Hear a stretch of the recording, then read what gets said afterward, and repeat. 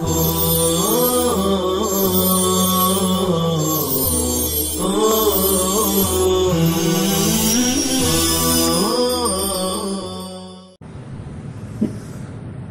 اللہ الرحمن الرحیم۔ شرح ابن عقیل کا سبق ہے وَأَمَّا الْجَرُّ فَيَخْتَصُّ بِالْأَسْمَاءِ نَحْوُ بِزَيْدٍ وَأَمَّا الْجَزْمُ فَيَخْتَصُّ بِالْأَفْعَالِ نَحْوُ لَمْ يَضْرِبْ وَالرَّفْعُ يَكُونُ بِالضَّمَّةِ وَالنَّصْبُ يَكُونُ بِالْفَتْحَةِ والجر يكون بالكسرة والجزم يكون بالسكون وما عدا ذلك يكون نائبا عنه كما نابت الواو عن الضمة في أخو والياء عن الكسرة في بني من قوله جاء أخو بني نمر. وسيذكر بعد هذا مواضع النيابة. سبق یہ چل رہا تھا کہ اعراب کی 4 قسمیں ہیں: رفع، نصب، جر، جزم. تو اس میں سے بتایا تھا کہ رفع آتا ہے اسم اور فعل دونوں میں.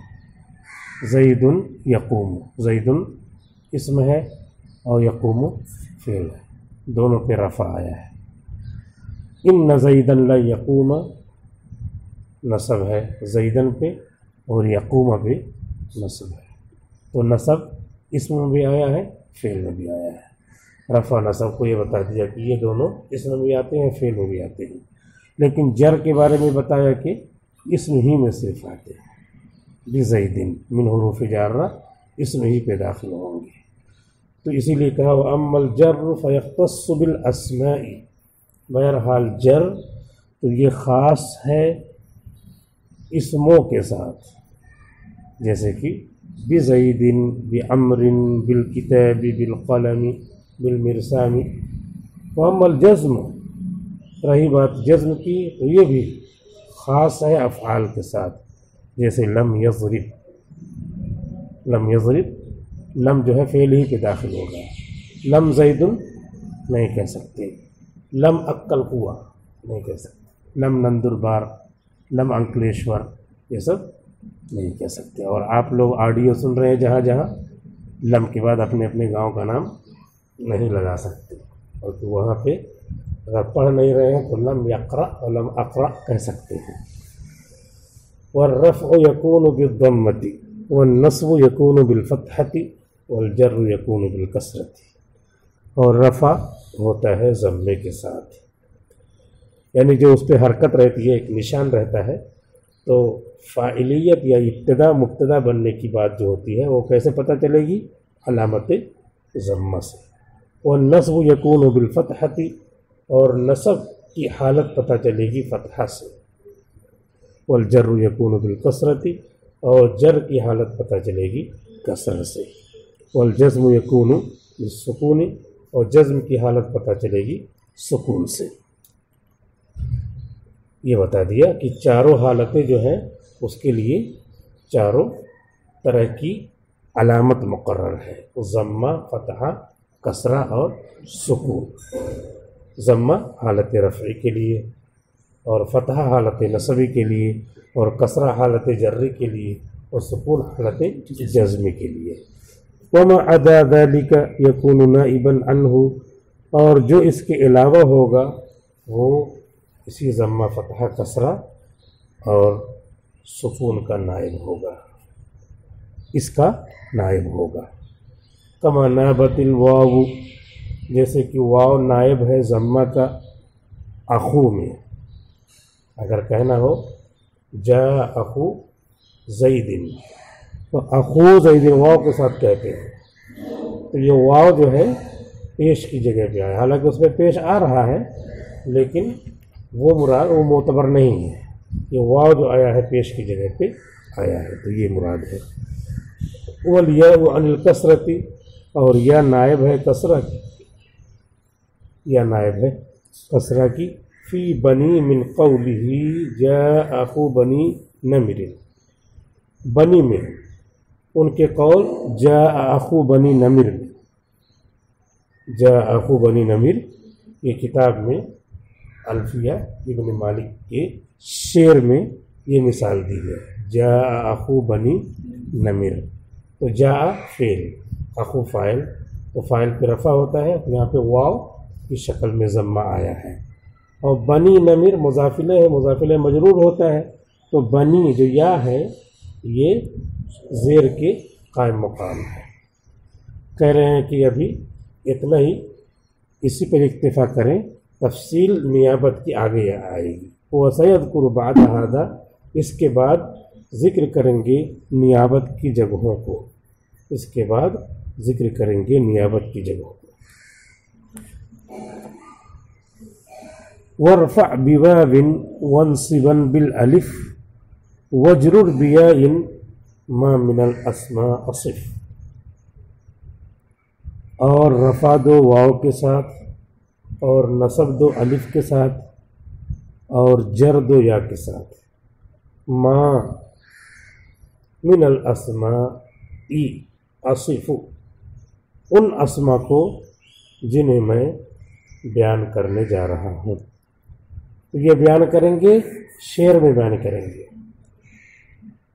ورنہ یہ نہیں کہ ان اسما کو جو میں بیان کرنے جا رہا ہوں یہی بیان کرنا ہے، اس کے مصنف الگ ہے، اس کے مصنف الگ ہے، تو اب یہ کہہ رہے ہیں اور بیان یہ کریں گے، ایسا نہیں ہے، بلکہ شعر میں وہی بیان کریں گے، یا زبان ان کی ہو وہ کہہ رہے ہیں اور پھر بیان یہ کریں، شرح یہ کریں، ایسا نہیں ہے، بلکہ جو ہے یہ بعد میں اپنا کریں گے ان کے اشعار کی شرح۔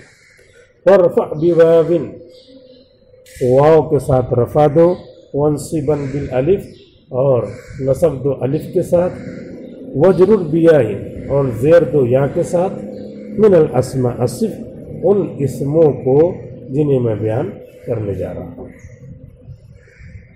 اس شعر میں اسماء ستہ کا بیان آ رہا ہے، اسماء ستہ مکبرہ۔ شرع فی بیان ما یعرب بالنیابۃ اما سبق ذکرہ، ان اسماء کا بیان شروع کیا ہے جن پر اعراب آتا ہے، جن کو اعراب دیا جاتا ہے نیابت کے ساتھ، اس کی نائب بنانے کے ساتھ جس کا ذکر سبق مضى گزرا۔ والمراد بالاسماء التي سيصفها، اور مراد اسماء سے جن کو مصنف آگے شعر میں بیان کریں گے یہ ہیں الاسماء الستۃ، یہ 6 اسماء ہیں۔ اسماء ستہ مکبرہ کتنے ہوتے ہیں؟ 8۔ آڈیو سننے والے 8 بتائیں گے، لیکن یہاں تک آواز ہی نہیں آئے گی، یا 7 بتائیں گے۔ ستہ سے 7 سے مناسبت لگتی ہے، 6 سے نہیں لگتی ہے، لیکن ستۃ کا لفظ دیکھنا چاہیے کہ بعض تعریفات جو ہے لفظ کے اندر پوشیدہ رہتی ہیں، اس کو الگ سے کچھ نہیں کرنا پڑتا۔ تو اسماء ستہ کی تعریف یہ ہے کہ ایسے اسماء جن کی تعداد 6 ہو اور ان کا اعراب بالحرف ہو، وہی ہے الاسماء الستۃ، وہ اسماء ستہ ہیں، 6 اسماء ہیں، وہی ابن و اخن و حمن و حنن و فوہ و ذو مال، اور وہ یہ ہیں ابن باپ والد، اخن بھائی، حمن دیور، حنن شرمگاہ، فوہ اس کا منہ، ذو مال مال والا۔ یہ 6 اسماء ہیں جو بہت پہلے سے آپ حضرات یاد کرتے ہوئے آ رہے ہیں، لیکن یہاں پہ اس کو ریوائز کرنا اس مقصد سے ہے تاکہ قاعدہ ذہن نشین ہو جائے ہمیشہ کے لیے، حدیثوں میں اور آیات قرآنیہ میں عربی عبارت میں جہاں بھی یہ آئے تو ہم سمجھ جائیں، سمجھ کر کے صحیح مسئلہ مستنبط کریں، اور یہاں پر عربی عبارت سے ہم اسے نکال سکیں۔ فَهَذِهِ تُرْفَعُ بِالْوَاوِ نَحْوُ جَاءَ ابو زید، تو ان اسما کو رفع دیا جاتا ہے واو کے ذریعے، جیسے جاء ابو زید، ایسے اخوہ حموہ حنوہ فوہ ذو مال سب کو کہیں گے۔ فَهَذِهِ تُرْفَعُ بِالْوَاوِ، تو ان اسما کو رفع دیا جاتا ہے واو کے ذریعے، جیسے جاء ابو زید، یہاں پہ جو رفع ہے وہ واو ہے، حرکت کی شکل میں نہیں ہے بلکہ حرف کی شکل میں.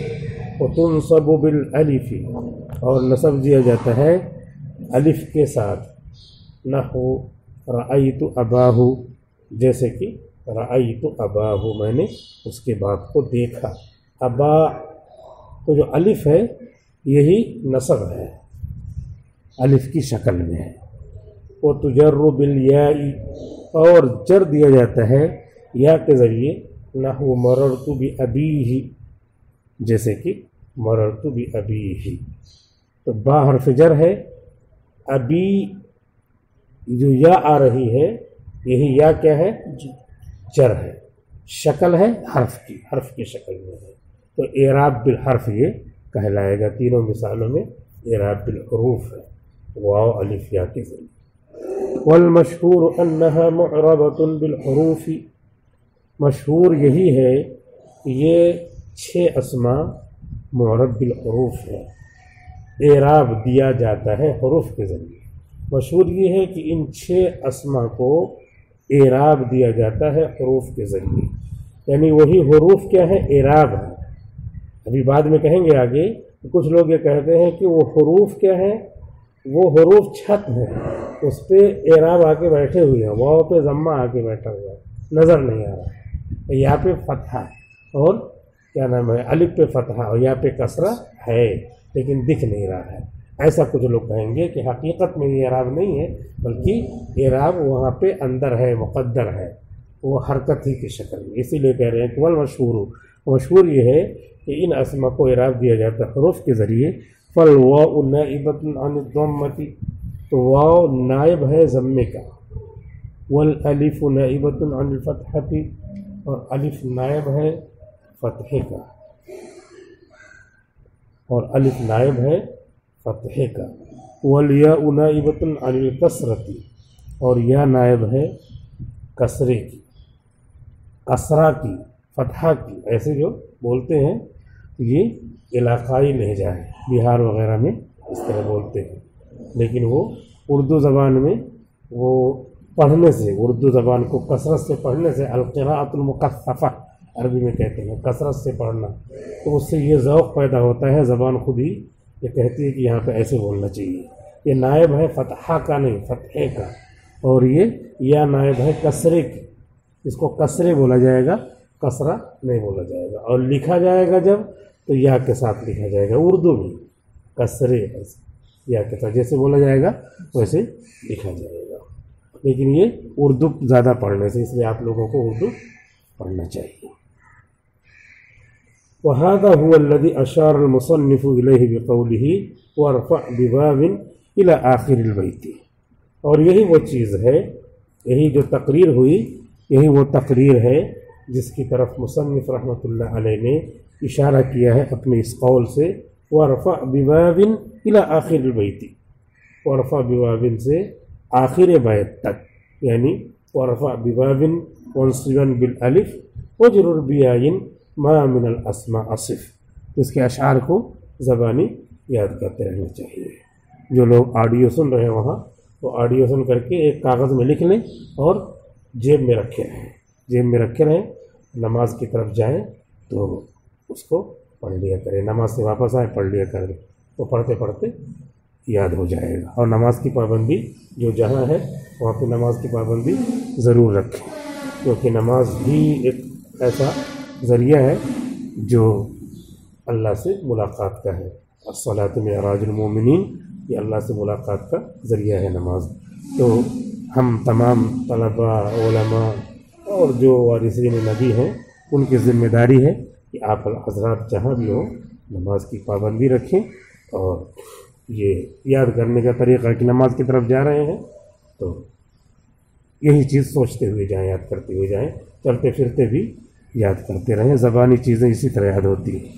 وارفع بباب الى آخر البیت، اور وارفع بباب یعنی 2 مصروں سے مصنف رحمۃ اللہ علیہ نے اسی بات کی طرف اشارہ کیا ہے.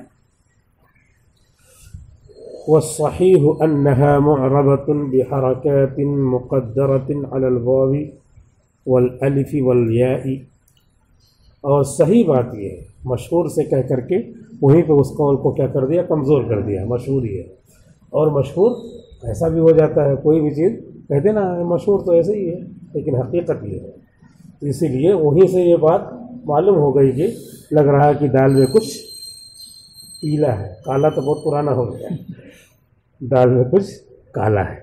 والصحیح انہا معربۃ بحرکات مقدرۃ، اور صحیح بات یہ ہے کہ اسماء ستہ مکبرہ کو اعراب دیا جاتا ہے حرکات کے ساتھ، مقدرۃ جو مقدر رہتی ہیں، پوشیدہ رہتی ہیں حرکتیں، علی الواو والالف والیاء، واو پر، الف پر اور یا پر، واو الف یا پر حرکتیں جو پوشیدہ رہتی ہیں ان کے ذریعے اعراب دیا جاتا ہے، جو میں نے پہلے آپ کو عرض کر دیا۔ جاء اخو بنی نمر، تو اخو واو جو ہے یہ آیا ہوا ہے، اس کے اوپر پیش ہے وہاں لیکن وہ مقدر ہے، نظر نہیں آ رہا۔ وہ صحیح ہو، صحیح یہی ہے شارح کی نظر میں، جو انحا سب سے زیادہ نحو جاننے والے ہیں، تحت عدیم السمائی، آسمان کی چھت کے نیچے، ان کا یہی کہنا ہے کہ صحیح یہی ہے کہ واو پر اندر اس کے اوپر پیش بیٹھا ہوا ہے لیکن دکھ نہیں رہا ہے۔ جیسے آپ لوگ آڈیو میں سب بیٹھے ہوئے ہیں، سن رہے ہیں، پتہ نہیں بیٹھے کہ نہیں بیٹھے ہیں، تو سن رہے ہیں لیکن وہ مقدر ہیں، تو اسی طرح واو پہ ضمہ کیا رہتا ہے، مقدر رہتا ہے۔ اور بنی نمر، بنی یا ہے لیکن اس پر کسرہ، اس پر کیا ہے، کسرہ، زیر اس پر نہیں، اس کے نیچے کسرہ کیا ہے لیکن دکھ نہیں رہا ہے۔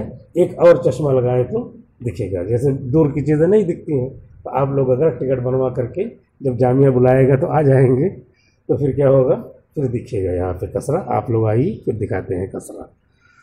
اور اخا، رأیت اخاک، تو الف کے اوپر کیا ہے، فتحہ ہے لیکن وہ دکھ نہیں رہا ہے، اسی کو بتا رہے ہیں۔ فالرفع بضمۃ، تو رفع ضمے کے ساتھ ہے، مقدرۃ یا مقدرۃ بضمۃ کے ساتھ جوڑ دیں گے تو مقدرۃ علی الواو، تو رفع ضمہ مقدرہ کے ساتھ ہے، ضمہ کے ساتھ ہے جو واو پر مقدر ہے۔